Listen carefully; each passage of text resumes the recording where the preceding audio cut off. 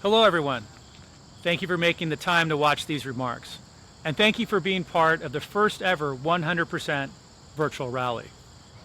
With more than 3,500 registrants, this is by far our biggest rally ever and a testament to the cohesiveness and strength of our community. Those of you who have seen my past rally keynote speeches know that I typically reflect on my travels over the past year as I have crisscrossed the country visiting land trusts. I like to share my favorite road signs and tee off of them to reflect on the state of land conservation in America and the state of the land trust community. Not surprisingly, my travels were cut short at the beginning of March due to the pandemic. So like many of you, I have instead been roaming my neighborhood for months on end, typically at the end of a workday when my eyes are blurry and my brain is addled from too many Zoom calls. My fiancée Elena and I live in the Capitol Hill neighborhood of Washington, D.C., which is just what it sounds like. We're only a stone's throw away from the Capitol building, the Library of Congress, and the Supreme Court. Perhaps nothing captures this year better than this realtor sign that I saw just down the street from the Capitol building. This year has been surreal in so many ways for all of us. Our routines have been completely upended, and although most of us no longer have a daily commute to and from the office or extensive business travel, our days and work weeks feel longer and more hectic than ever. Combine that with a relentless news cycle and dizzying current events, and it's been an absolutely exhausting year. And we still have 3 months to go. 2020 has been such a difficult year, and it has thrown us so many curveballs. It's been like finding this pizza box on your doorstep each day. This too was something I saw as I walked around my neighborhood. To me, it encapsulates so well the slap in the face that reality repeatedly administered this year. Sure, the information is helpful on some level, but all it's really doing is making abundantly clear that you have a new problem to manage, so deal with it. For all of the Land Trust executive directors, staff, and board members watching this speech, I can only imagine how many times you faced that realization this year. Now I acknowledge that it's easier to laugh than cry about what we've all gone through this year, but I don't want to downplay the seriousness of what's happening all around us. After all, this is the year a pandemic swept across our nation, creating a public health crisis that now threatens to worsen as we move deeper into the fall and winter. This is the year that unprecedented wildfires ravaged the West, while other parts of the country dealt with a hyperactive hurricane season and severe weather events linked to a changing climate. And this is the year that the nation had an awakening about systemic racism, after we witnessed time and time again violence and overt discrimination against Black Americans, including when they were simply trying to enjoy the outdoors.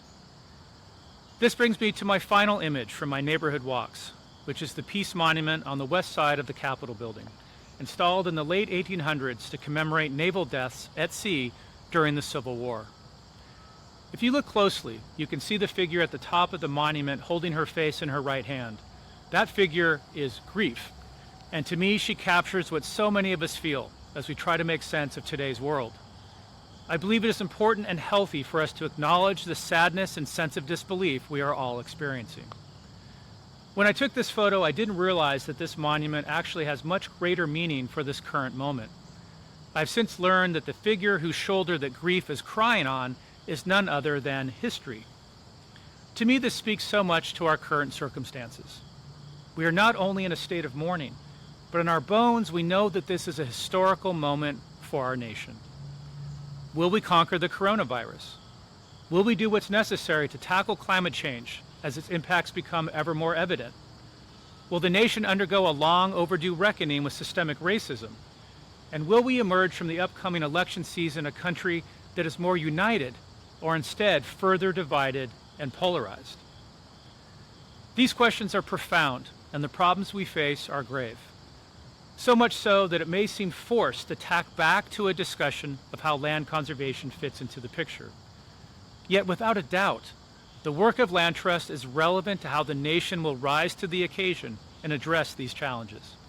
In fact, conservation has never been more relevant or important.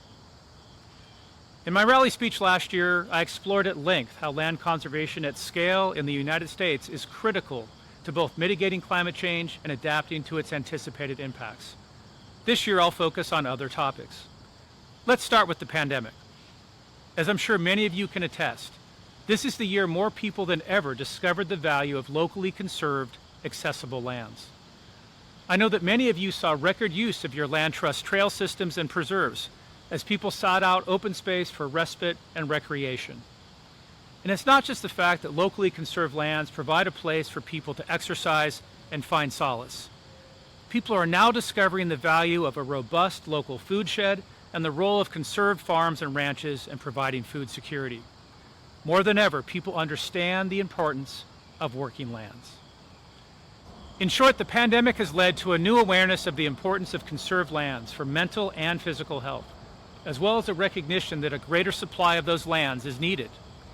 This has created an opportunity for land trusts to demonstrate that they, more than any other entities or sectors of the economy, can satisfy that need. The Alliance will continue to do all we can to help you make that case. In addition to the pandemic, this year has been particularly notable because of our nation's awakening around racial injustice. After the blatant racism experienced by Christian Cooper in Central Park and the death of George Floyd, both in late May of this year, land trusts from around the country affirmed their commitment to end structural racism. At the Alliance, we collected more than 150 examples of such statements. And we joined the chorus by making clear that the Alliance stands with the members of our staff, board, and land trust community against racism and oppression of any kind, and unequivocally condemns acts of bigotry, bias, and violence against people of color. These statements were powerful, important, and necessary. But what's even more impressive is the introspection I am now seeing within our community. A case in point is the Hudson Highlands Land Trust in New York, which has launched a Relearning Highlands History series to examine the history of the lands in its region, starting with the story about the original patent that took land from indigenous people. This work reflects the growing realization within our community that we have an obligation to understand how our field and broader governmental land policies have contributed to structural racism in America. Only once we are grounded in this understanding might we truly embrace how imperative it is to build a land conservation community that values and embraces diversity and strives to model tolerance, practices inclusivity, and works toward equity. In this month's Saving Land magazine, we highlight how a number of land trusts are on this journey. And I want to emphasize that the Alliance is right there with you. In 2019, the Alliance undertook a year-long intensive initiative, which we called Common Ground, to listen to and learn from a diverse array of individuals and organizations outside of the land conservation field. We heard how issues of inequity continue to plague the environmental sector and how our community is perceived as insular and self-referential. But we also learned about the potential role land conservation can play in addressing community priorities and ensuring that people feel welcome and safe to enjoy the many benefits of the outdoors. In May of this year, I created a task force of Alliance staff and board members to build on what we learned and to identify, among other things, Alliance programs and tools for land trusts to cultivate an inclusive, welcoming organizational culture that respects diversity and that will help them engage people who are broadly representative of the communities they serve. I'm heartened by the fact that the task force has identified how critical it is for land trusts to understand the role of land conservation in contributing to systemic racism in America, and how such an understanding will enable the land trust community to examine its past while moving private land conservation forward in an equitable way. To this end, one of the task force's most important recommendations to our board is that the Alliance develop and deliver a curriculum on our nation's history of public and private land conservation and its place in systemic racism, land loss, and disenfranchisement. In my view, this is exactly what the Alliance can and must do to help land conservation practitioners take a critical first step on the long road to ensuring that our community can model the self-awareness, sensibilities, and commitment to diversity, equity, and inclusion that are essential for lasting change. Our collective work in this space will ensure that we build legitimacy and credibility in the eyes of people who have not traditionally been engaged in or served by land conservation. And in doing so, we will establish our relevance to people's lives and build broad and deep support for land conservation, all while simultaneously addressing inequities regarding access to land, open space, and a healthy environment. In short, this work of discovering and building common ground is one of the most important ways land trusts are serving our fractured nation, which is why it's such a prominent theme of this year's rally program.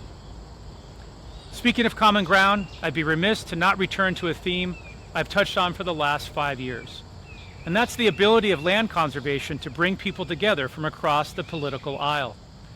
Land conservation is one of the truly nonpartisan issues around which people of all backgrounds and passions can still come together, and our community derives great strength and power from that fact.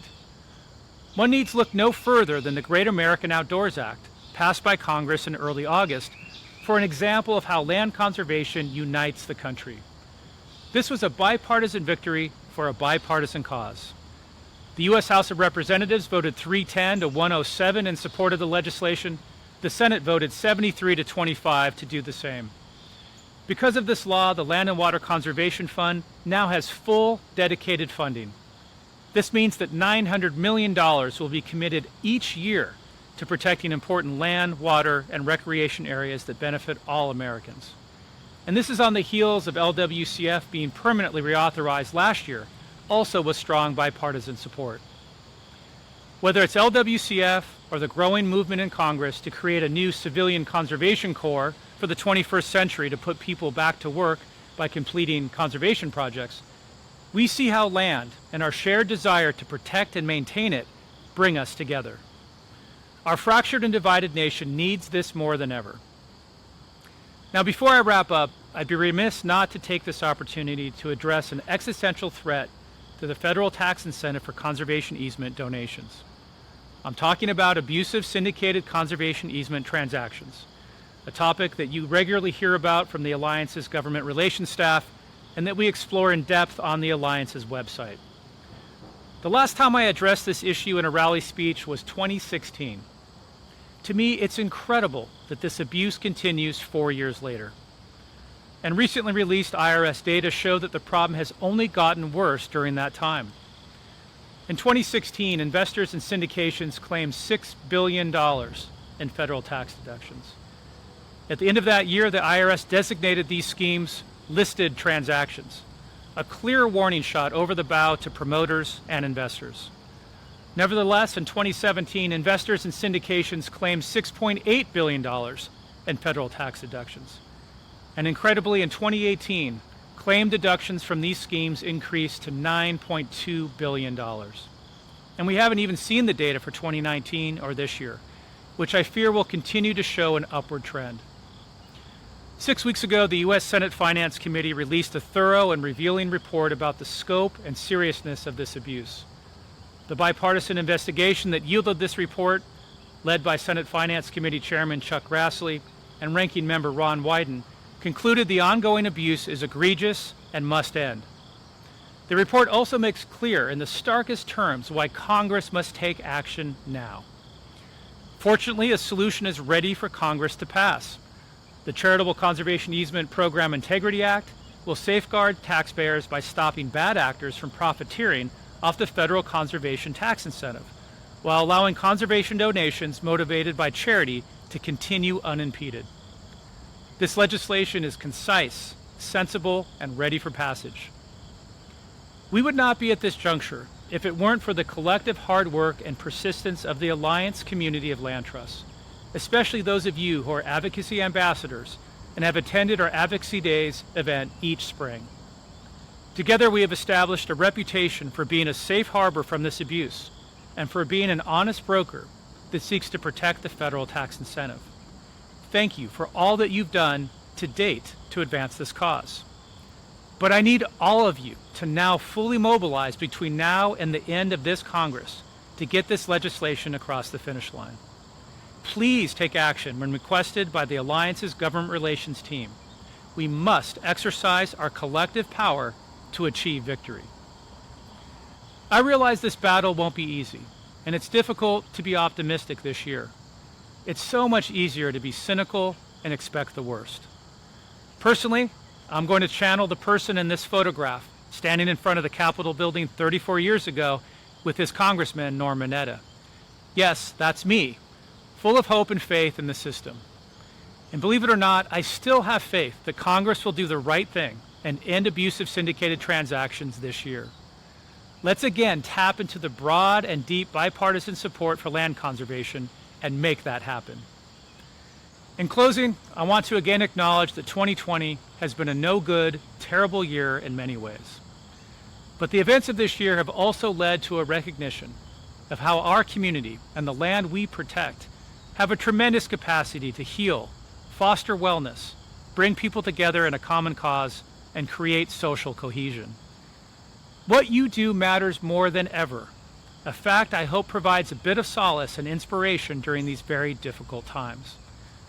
I also hope you will take comfort and pride in how our community has been resilient and stuck together this year. I've seen countless examples of Land Trust executive directors and staff reaching out to their peers for advice and strategies for coping with today's daunting challenges.